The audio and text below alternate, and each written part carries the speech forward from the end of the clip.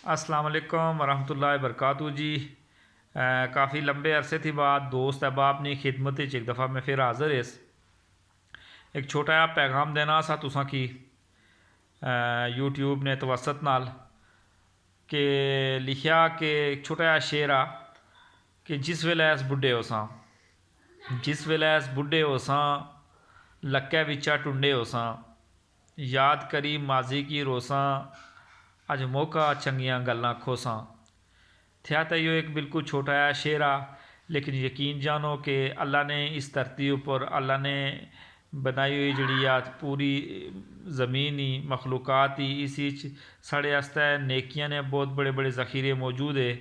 यो साढ़े पर डिपेंड करना कि असां कितने एक ज़ख़ीरे खोसी सकने या ज़िंदगी आई थी तो कल नहीं, लिहाजा साढ़े कोल बहुत बड़ा मौका वा कि असां अपनी आखरत आस्ते कुछ ना कुछ ज़रूर इकट्ठा करी ते गच्छां।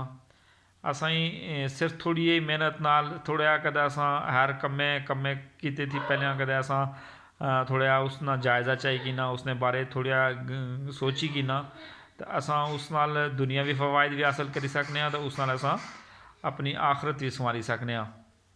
तो यो छोटा जहा पैगाम सा तुसां दोस्त अहबाब आस्ते। बहुत शुक्रिया जी। अल्लाह हाफिज़।